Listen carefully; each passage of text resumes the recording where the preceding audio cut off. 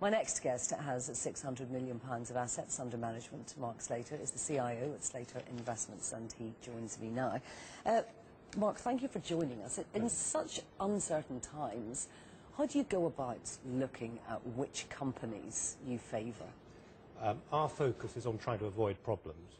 Always a good idea. It's always a good idea, it's a particularly good idea at the moment. So we're really looking for companies that can grow dynamically, really come what may, so we're trying to avoid any macro calls. And we're ideally looking for businesses with a tailwind.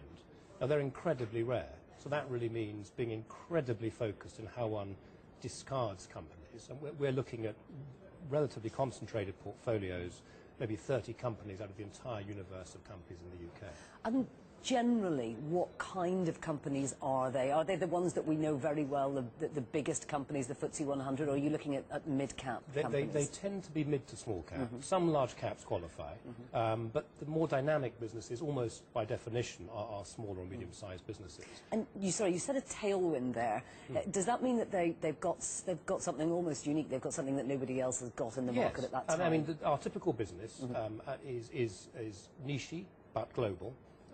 In a fast-growing area, and normally there's something driving the growth that's identifiable. So, for sake of argument, one of our larger holdings is a company called Oxford Instruments. It's a market leader. It's a very IP-rich business, and it's a large part of its business is dependent on people spending on R&D in the nanotechnology space.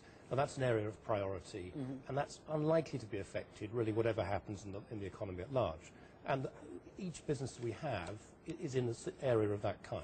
So tell me about some of your favourite companies then. We've had well, I mean, one that reported yesterday is a company called Dialight, which is it's an LED business, but which is generally a competitive space. But the way they approach things is they focus on a handful of regulated industries, and they provide LED lighting into those industries. So, for instance, traffic lights. Not a terribly clever area, you might think, but they're one of two suppliers to that space. And recession-proof, presumably. And recession-proof, and they provide a very big saving to the customer, right. Because the lights are more reliable, they need replacing less often. The company reported yesterday earnings up 30% for last year. You know, that's the kind of thing we're after. They're very rare. And do they tend to be companies that are in the tech space? A fair few are, but they're not particularly. They're not high tech in the sense that they're difficult to predict. Right. I think that's often a problem with high-tech businesses. Yes.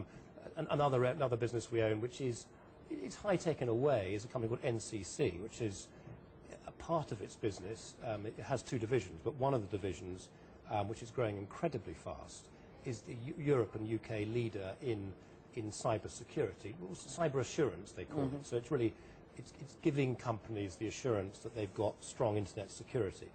Every day of the week they have a free advert. There's always hacking going on all the time, that business is growing incredibly quickly, and you can see that happening come what may. Now, you mentioned the fact that you like companies who've got a global presence. Yeah. Is that a good way to access emerging markets, effectively accessing them through UK companies? I think it is. I mean, some of our businesses are fairly exclusively focused on the UK, but the average business we have is fairly global. That means you get the benefits of the sort of governance that goes with the UK quote.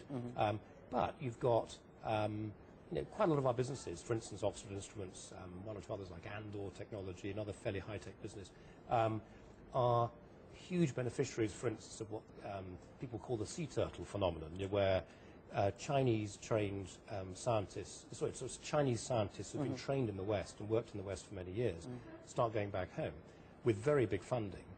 And the first thing they do when they're equipping their laboratories is they buy the brands that they know. Yes. So they buy Oxford or whichever brand, depending on what they need. And so Oxford, although it's very strong in the UK, US and in Europe, is growing very, very quickly at the moment in Asia. And so I think it is a sensible way of accessing very fast growth in emerging markets.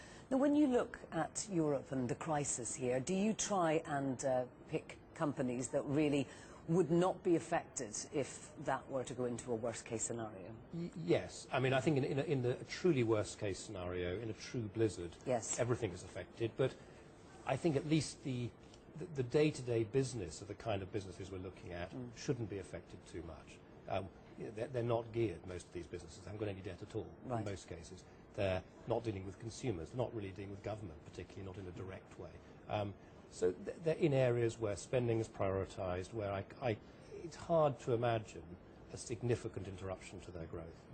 And what would you need to be told by Europe at the moment to make you feel more comfortable that the Eurozone crisis was not heading towards either a blizzard or something maybe not quite as serious? I don't think there's. I think that one of the problems at the moment in the Eurozone is everybody's still scrambling around looking for a silver bullet, which doesn't exist. But, and I think we would all, no one wants to start where we are, but we have to. My personal view is the whole thing is ridiculously ill-conceived, but we are where we are. My view is there will be some sort of sellotape solution. I mean, I don't think it'll be perfect, but I think it'll be sufficient for people to accept that it'll go away from the headlines for a short while. Yes. And I think that would involve the ECB printing money. I don't see any other credible way in which the problems can be addressed. I don't think it deals with all the problems, but it deals with the immediate issues.